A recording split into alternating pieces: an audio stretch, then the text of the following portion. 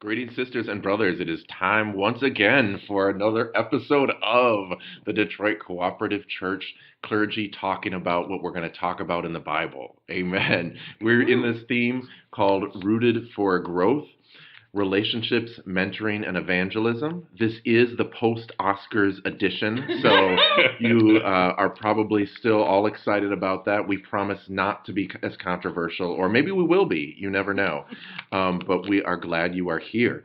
Once again, this is Matthew Bodie, Lindsay Anderson, and Michael Johnson. And we serve as 3 pastors on one staff with 4 congregations here in the city of Detroit.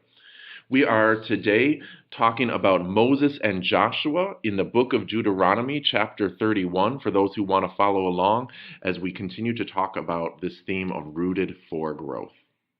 And in this particular story, God has the big picture, and we might, or have you ever been in a situation when, you have a small role in building something, and God has the big picture, and we can't see everything, but your role may be near the beginning of the building project, but you don't get to see the ending. Well, that's the predicament that our brothers are in this instance, particularly Moses, who doesn't get to cross over into this thing that we call the promised land. And so it starts in Deuteronomy chapter 31 when Moses finishes speaking after receiving a number of the laws, and he declares, I am now 120 years old. And Pastor Johnson is the eldest of the 3 of us here, but he is not in that category. He lays out, he is not able to go forward. He lays out some things that the people are to do to follow the word and to follow the tradition of the people. He writes it down, and then finally at the end of it, God says to Moses that your time is near. Call Joshua, present yourself in the tent of meeting. So I commission him. So Moses and Joshua went. The Lord appeared in a pillar of cloud, and the pillar of cloud stood at the entrance to the tent, and it's the time of transition. Moses brought them from slavery, brought them into the wilderness, brings them to the base of Mount Sinai for the gathering of the people, and finally is about to enter the promised land. And now his apprentice Joshua, who'd been with him for a whole generation, is finally going to be taking the lead now as they move into what has been called the promised land, the next stage of the people's history. Time is supposed to be of prosperity and of hope. And let's just begin to see if there are any initial thoughts that have come to those of us around the table. I really love that Moses says both to Joshua and to the people multiple times. He says, be strong and courageous, for the Lord goes with you. And I think it makes me think, it makes me ask the question to myself of how do we help one another be strong and courageous? It's this message that Moses is leaving. I think sometimes when we give sermons or give a speech or something, we want to focus on one thing and we repeat it over and over. And the thing that Moses seems to be focusing on is be strong and courageous, because this life is it's no joke. Yes, sister, I really love that part because along with you, because the whole notion of encouraging somebody, in terms of being in this, whether it's an intentional mentoring relationship or just any relationship that we have in this society, there are so many folks, and I'm included in that say so much to discourage somebody.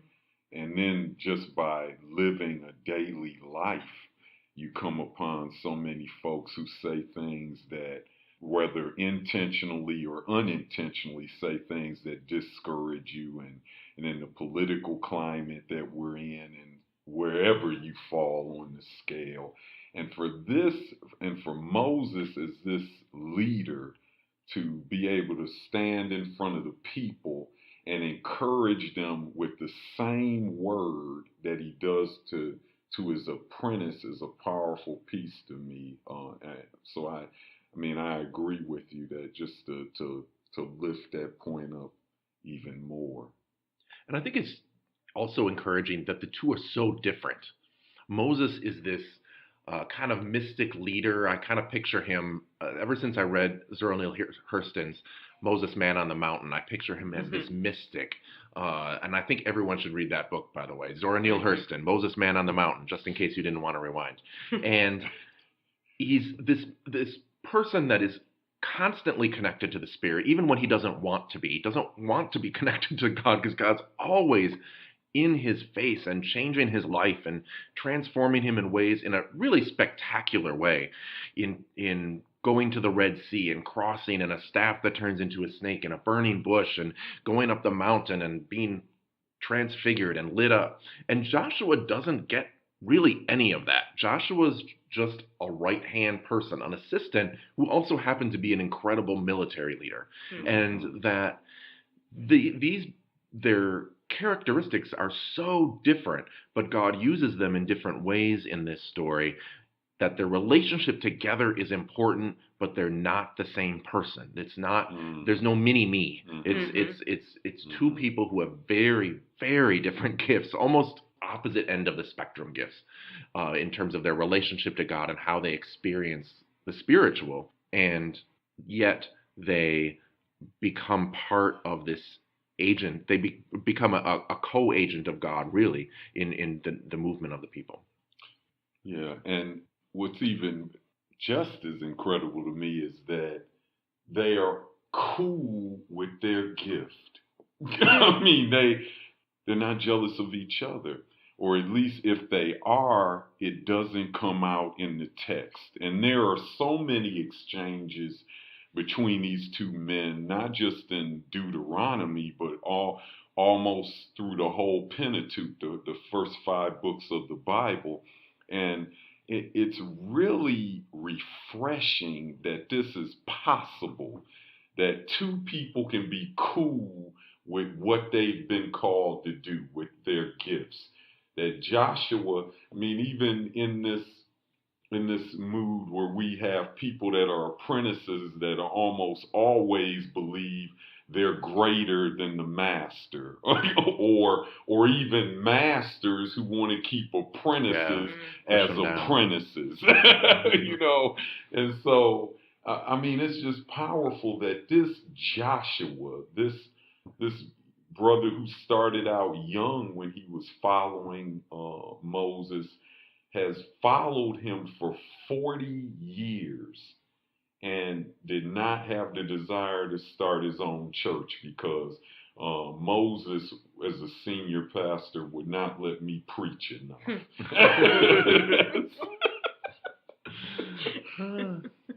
I'll remember that the next time the two of you tell me to sit down. I'll remember that. Be a Joshua.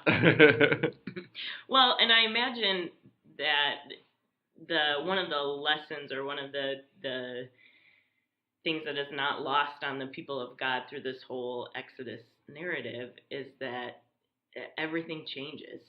Everything is subject to change. You know, you think about leaving Egypt and going into the wilderness, and the pillar of cloud and the pillar of fire and water from a rock and manna from heaven. The only thing throughout that narrative that stays the same, or that isn't unexpected, is that God is with them. And so it starts to build sort of this community ethic, which I think is an underlying message for the whole Bible, that whatever happens in life, different things are going to happen. It's going to be scary. It's going to be joyful. It's going to be painful. But God is with you. And so you don't have to be afraid. And so you don't have to try to be something that you're not, because it's just all part of this grand chaos of life anyway. Which means hope is always around the corner. Right. That yes. it's right there, and the next stage is always right in front of us. Mm-hmm.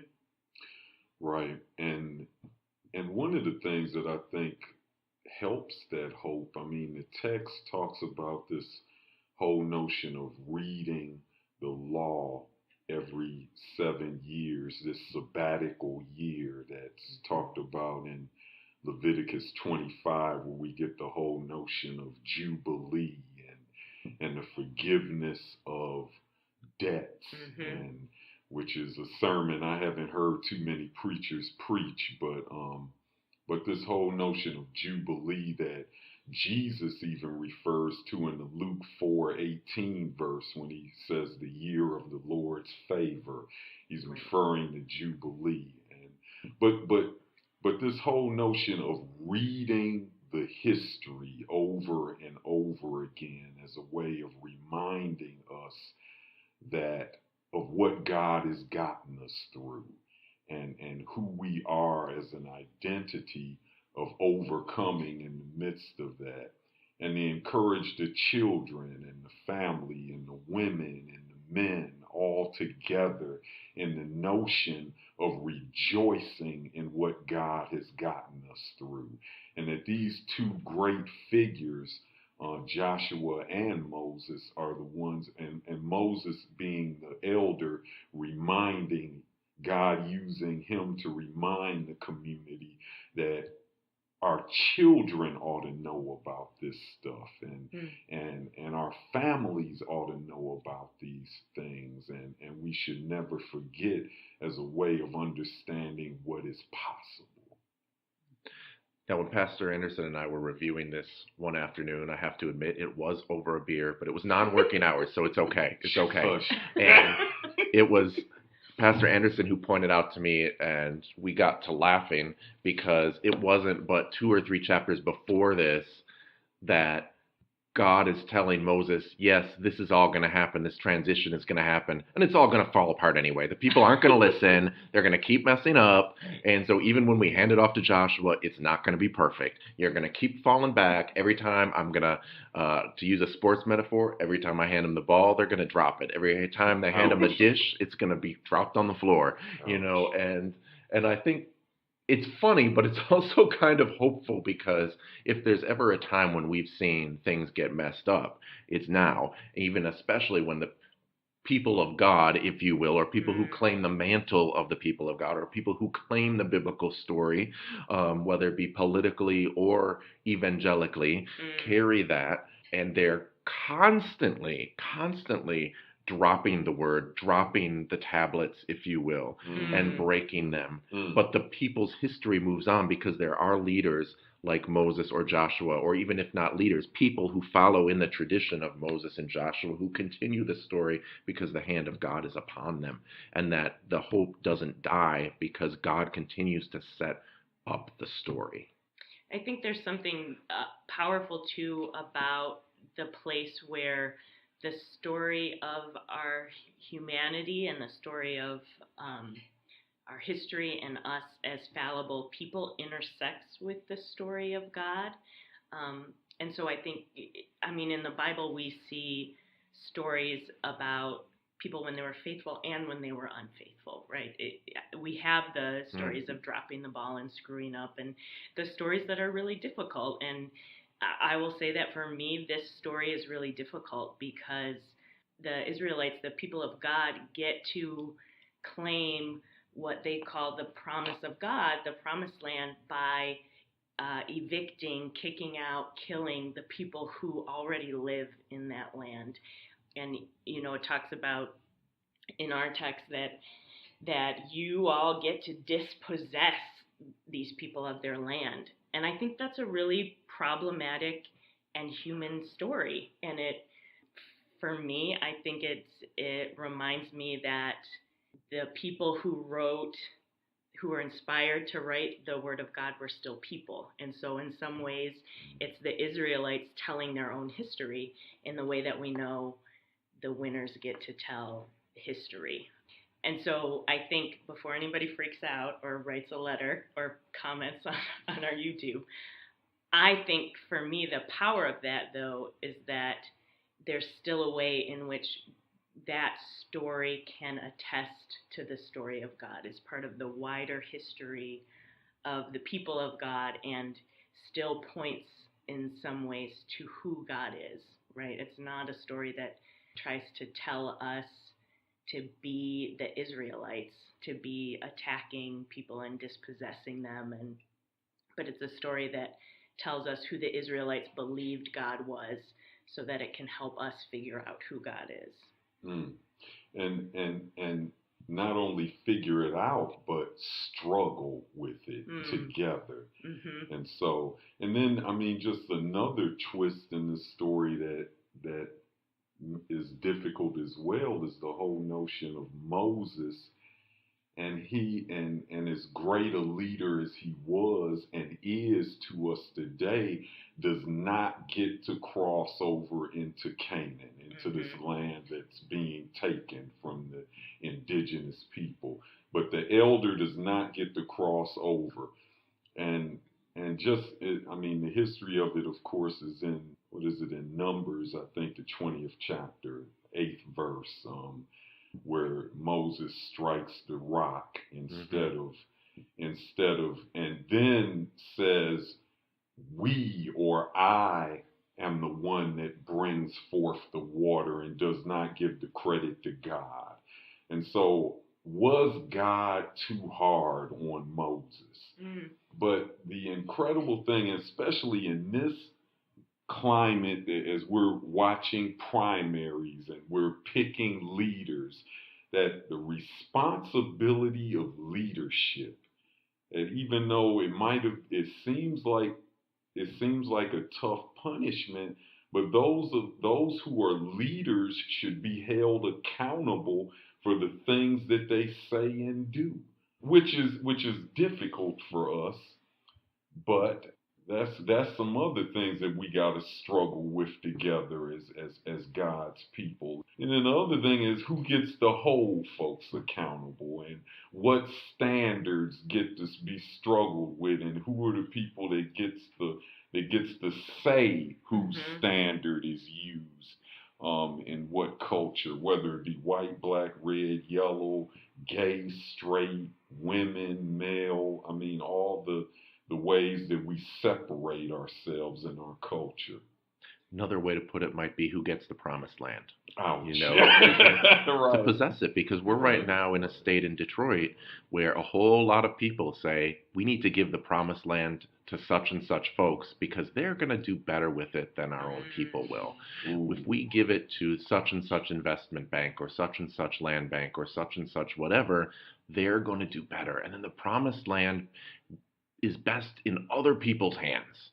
And we're convinced, and we're told over and over and over again. Meanwhile, to wrap your point, Pastor Johnson, into it, we have mothers and fathers and grandmothers and grandfathers who are setting their kids up, are holding them through this space, through this transition to where the cities go, and they're not going to see where their kids or their grandkids are going to end up, but are carrying them through this time of injustice to a spot where they are doing their best to guide them into a space where they will have a God-given place in this new order that's happening in our city and frankly in our country right now, as we readjust to who owns the promised land, who controls the promised land, who runs the promised land, and who has the power in the promised land. And we are not all going to see where it ends up, but we are in the tradition that pushes us, whether we're Moses or Joshua or the next generation,